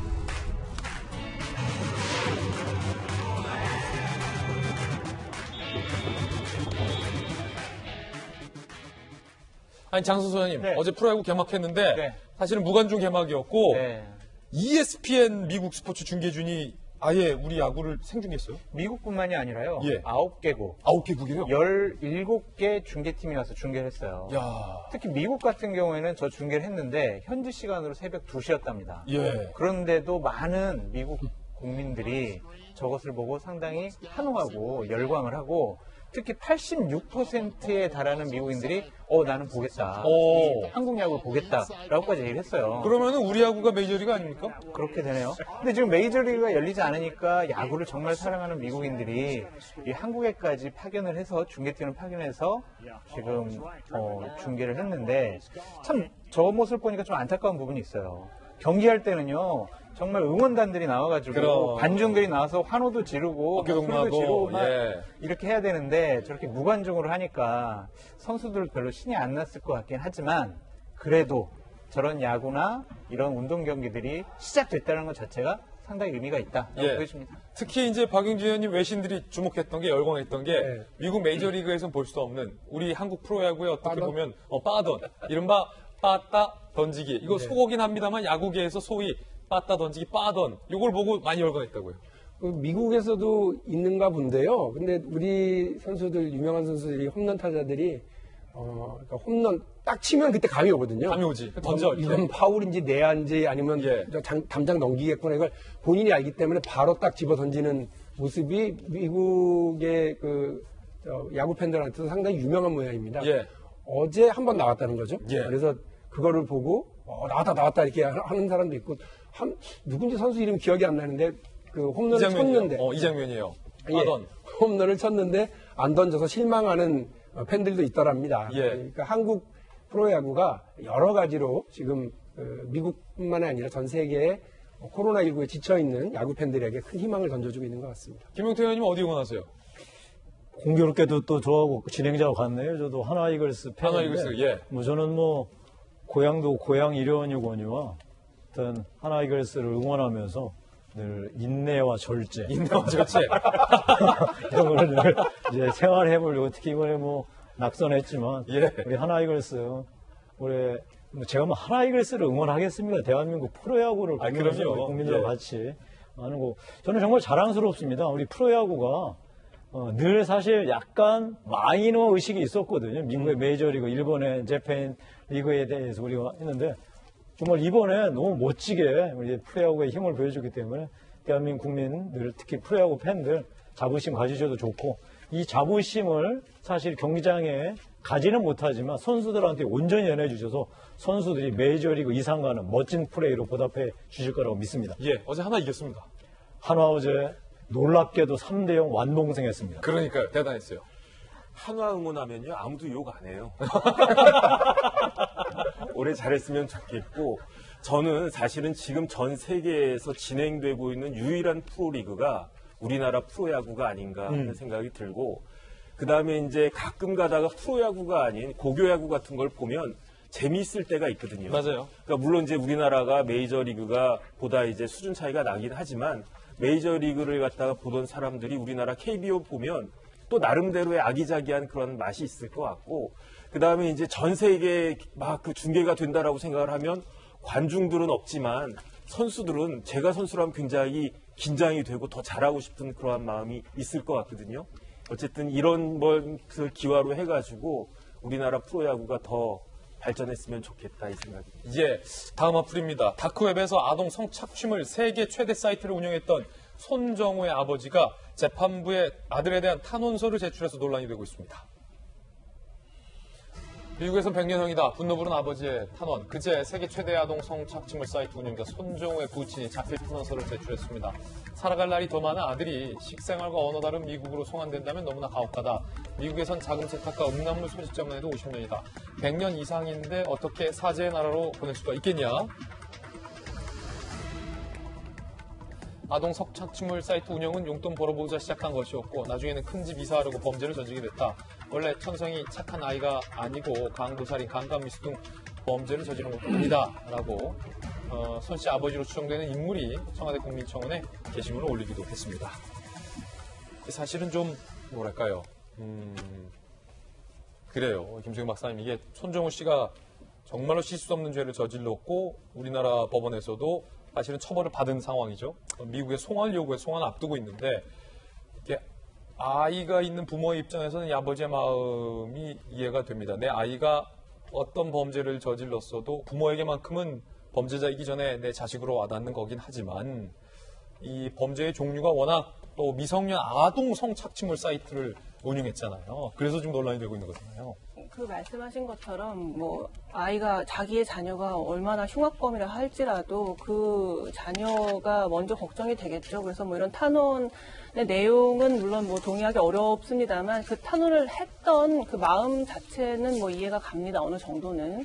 근데 이제 이분이 그 자기의 아들이 저지른 죄의 죄질이 얼마나 그 끔찍한지를 잘 모르시는 건가 싶기도 해요. 그러니까 뭐 강도 강간은 아니지 않냐 이런 얘기를 그냥 저기다 이렇게 저렇게 쓰신 거는 도저히 이제 국민들의 어떤 공감을 사기가 불가능하고요. 사실 오늘 국회의원분들이 나왔으니까 사실 말씀을 좀 드리고 싶은 부분이 뭐냐면 이제 이 손정우라는 사람이 1심에서 이제 집행유예가 나왔단 말이죠. 그러다가 이제 2심 법원에서 너무 형량이 약하다. 그래서 이제 1년 6개월 징역을 실형을 이제 선고를 해서 지금 곧 출소를 앞두고 있는데 아동 성착취물이라는 거는 뭐 물론 그냥 일반 여성의 성착취물도 끔찍한 범죄입니다만 심지어 아동이잖아요. 그런데도 불구하고 우리나라의 이제 그 법이 그렇게 이 강하게 처벌하지 않게 돼 있는 것 같아요. 무슨 판사가 너무나 너그러워서 이렇게 적은 형량을 준 게 저는 아니라고 보고요. 법 자체가 높은 형량을 줄 수 없게 돼 있고 그러한 국민들의 법 감정을 전혀 담지 않게 돼 있는 거예요. 지금 법이. 그래서 뭐 미국으로 이제 송환된다는 얘기를 들었을 때 사람들이 다 환호했던 이유는 뭐냐면 미국 같은 경우에는 뭐 아동 음란물을 뭐 소지하고만 있어도 예. 뭐 사진 한 장에 뭐 5년, 10년 이런 식으로 계산이 돼서 막 몇백 년씩도 형이 나오죠. 물론 이 경우에는 이미 이 아동 음란물을 가진 것 때문에 한국 법원에서 이제 판결이 났고 형을 살았기 때문에 미국 법원에서도 그 똑같은 죄에 대해서 묻지는 않을 거라고 이제 전문가들이 이제 보고 있는데요. 어쨌든 미국으로 송환된다는 소식에 다들 기뻐했던 이유가 미국은 그런 거에 대해서 굉장히 처벌이 강하고 한국에서 도저히 납득할 수 없을 만큼 조금 형량이 나온 것을 미국 법원에서 뭔가 더 정의를 구현해 줄 것이다라는 어떤 기대가 있기 때문에 사람들이 이 소식에 모두 기뻐했던 거거든요. 어떻게 보면. 그래서 사실 이제 뭐 180석 슈퍼 여당이 됐잖아요. 사실 아동은 약자 중에서도 약자입니다. 뭐 여성이 약자냐 이런 거에 대해서는 뭐 논란이 있죠. 여기서 제 의견을 말씀드리지 않겠지만 아동이 약자라는 거에 대해서는 그 누구도 반박하지 않을 거예요. 그래서 이 약자 중에 약자인 아동에 관련된 이런 음란물로 처벌이 될 경우에 좀 법을 바꿔서 형량이 굉장히 강해져서 절대 이런 생각을 하지 못하도록 좀 새로운 법안이 통과됐으면 하는 바람이 생깁니다. 예. 자, 하플 4인방 다뤄봤습니다. 이번엔 저희가 준비한 다음 이슈입니다. 퇴임을 앞둔 의장이 쓴소리를 했습니다. 문희상 국회의장이 이번 선거에서 여당, 민주당이 비례위성 정당을 만든 것 절대 여당이 해서는 안 될 일이었다라고 뒤늦은 쓴소리를 했습니다. 뭐라고 얘기했는지 함께 보시죠. 임기 종료 앞둔 문희상 국회의장, 여당의 비례위성 정당에 대해서 맹비판을 했습니다. 자, 이런 얘기했어요. 준연동형 비례제는 나로선 긍지가 있었는데 현재 운영 방식을 보니 오히려 빠꾸했다, 후퇴했다. 양당 제도가 더 강화된 건 바람직하지 않다라고 말하며 야당은 어쩔 수 없이 위성 정당을 만들었지만 여당은 절대 해서는 안 될 일이었다라고 본인이 소속된 민주당의 이번 더불어시민당으로 선거를 치른 것에 대해서 절대 해서는 안 될 일이었다라고 맹비판을 가했습니다. 준연동형 비례제 국회에서 뜯어 고쳐야 한다. 다시 양당 체제돼서 희희낙낙하다가 둘 다 망한다라고 예고를 했습니다. 그리고 공수처와 관련돼서도 윤석열 때려잡으려고 만든 게 아니다 라며 쓴소리를 하기도 했습니다. 자, 박용진 의원님, 예. 문희상 의장 사실은 선거제 국면에서 패스트트랙 국면에서 앞장서서 사실은 그랬죠. 찬성을 했잖아요. 국회의장으로서. 그래서 야당에서는 비판하기도 했었잖아요. 그때. 의장의 역할이 상당히 큽니다. 예. 그 여야가 서로 대입하고 이럴 때 어떻게 의사 절차를 밟을 거냐 이 과정을 거의 전권을 쥐고 있기 때문에 그런데 그때 여러 본인이 무리를 하고 아들 공천 때문에 저러는 거 아니냐는 야당의 조롱어린 비판을 직면하면서까지 선거제도를 통한 정치적 변화를 한다라고 하는 그 명분을 분명히 하셨던 거거든요. 그래서 그 선거제도가 적어도 양단제를 좀 이렇게 허물어뜨리고 군소정당들, 작은 정당들이 더 많은 의견들, 국민의 의견들을 담아서 들어와서 국회 다양성을 담보하겠다는 그런 취지였기 때문에 그걸 강행을 하는데 어쨌든 의장으로서 힘을 실었는데 결론적으로 보니 이게 그걸 반대했던 야당이 꼼수를 쓰는 거는 야당으로서는 뭐 어쩔 수 없다 이렇게 생각하시는 것 같아요. 그러나 그거를 그 취지에 역행하는 것을 여당이 한 것에 대해서는 저건 해서는 안 되는 일 아니냐라고 이제 본인 말씀을 하신 것 같고요. 저도 뭐 아시겠습니다만 처음에 저희 더불어민주당 안에서 이른바 위성정당을 만들 것인지 말 건지를 논할 때 뭐 당론은 결정나면 따라야 되겠지만 저는 이건 옳지 않다. 반대했었어요. 반대 목소리를 분명히 했었고 그것 때문에 또 뭐 여러 가지 시달리기도 했습니다만 그럼에도 불구하고 저는 이거는 좋은 결과가 아니다. 우리 더불어민주당으로 볼 때는 꼼수에 우리가 어쩔 수 없는 정당방위였다라고 얘기할 할 수도 있겠지만 원래 우리가 선거법 개정이 생각했었던 취지와는 전혀 다른 결과가 나타났기 때문에 문희상 의장이 말씀하시는 것처럼 선거법 개정은 반드시 다시 이루어져야 된다고 생각을 하고요.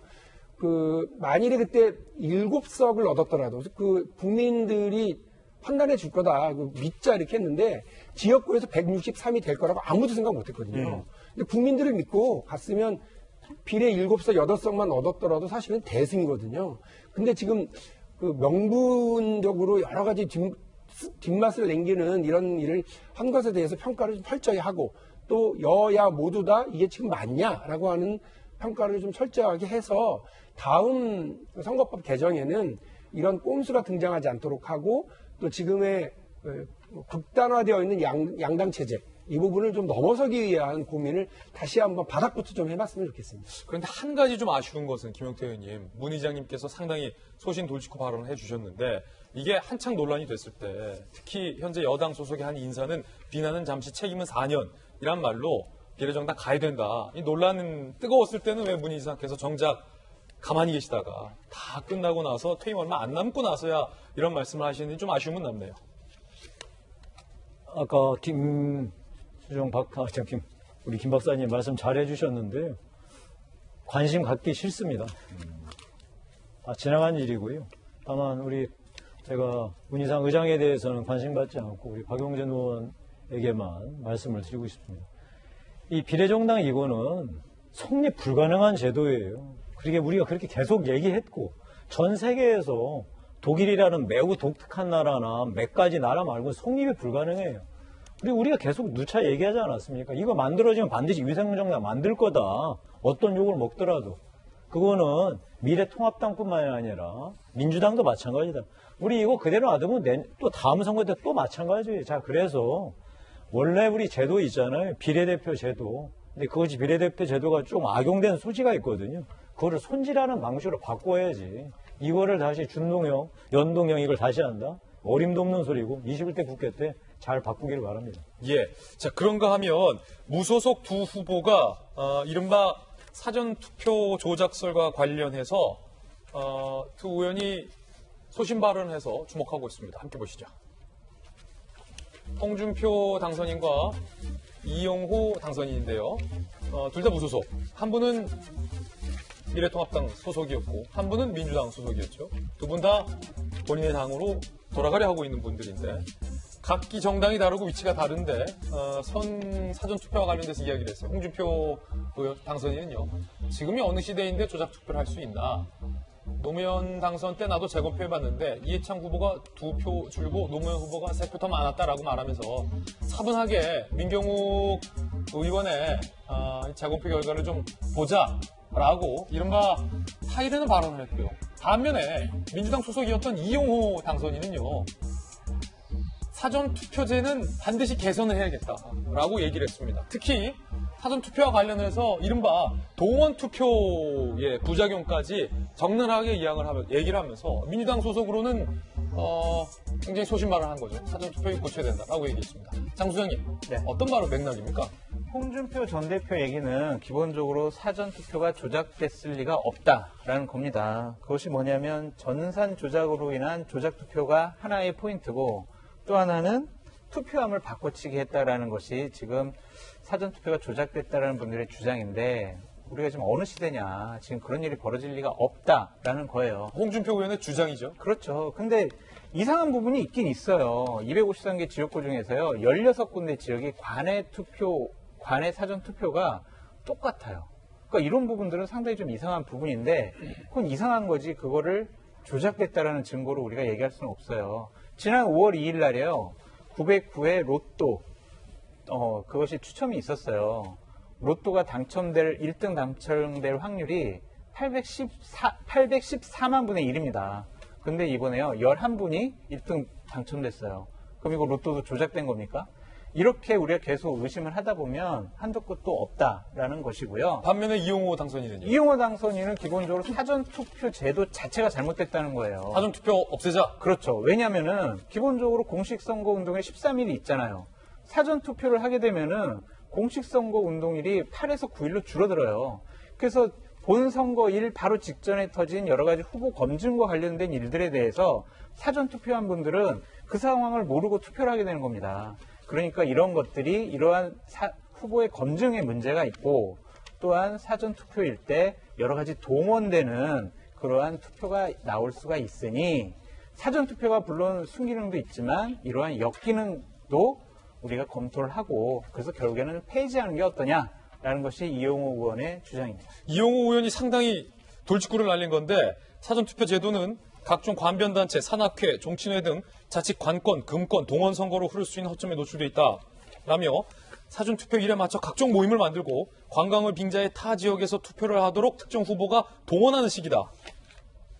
특히 총선 시기 농촌지역구의 경우는 그 동원이 더 심각하다라고 말하며 관권, 금권, 동원 선거는 명백한 불법 행위로 이를 사전에 처단해야 할 문제다. 사전투표를 개선하거나 폐지해야 된다. 이렇게까지 주장을 했어요. 그러니까 이런 일들이 많이 벌어질 거예요. 특히 농촌 지역에는. 그거 하면 안 되잖아요. 안 되죠. 안 되는데 동원하면. 이게 잘못하면 이용호 의원이 오해받을 수 있어요. 왜냐하면 당신네 지역에서 그럼 이런 일을 했었냐라고 오해받을 수가 있습니다. 물론 이렇게 동원 투표를 하는 것들이 전국적으로 많이 일어나요. 근데 하지만 사전투표 없앤다고 그래서 선거 당일날 이런 동원 투표가 없어질 것이냐, 그 부분도 우리가 다시 한번 따져봐야 되는데, 어쨌든 이용호 의원의 저러한 얘기는 분명히 21대 국회에서 논의를 해보셨으면 좋겠다라는 생각이 듭니다. 예. 자, 저희들은 60초 광고 후에 돌아오겠습니다. 잠시 후에 뵙죠. 네, 오늘 저희가 준비한 내용 모두 다 보도해드렸습니다. 지금부터 시작되는 인터넷 라이브 방송 이사말로에서는요, 오늘 본방 때 미처 못다한 이야기, 문희상 국회의장의 퇴임을 앞둔 순서와 관련돼서 속 시원한 이야기들을 라방에서 해보도록 하겠습니다. 지금 이사말로 접속해 주시기 바라겠습니다. 오늘 이사말로에는 우리 또 김용태 의원님과 장성수 소장님, 장통 함께 하실 예정이니까요. 많은 관심과 참여 부탁드리겠습니다. 저희들은 내일 아침 9시 15분에 더욱더 풍성한 소식 들고 여러분께 인사드리겠습니다. 오늘 하루는 분명 어제보다 나을 겁니다. 좋은 하루, 건강한 하루, 행복한 하루, 산뜻한 하루 되시기 바라겠습니다. 감사합니다.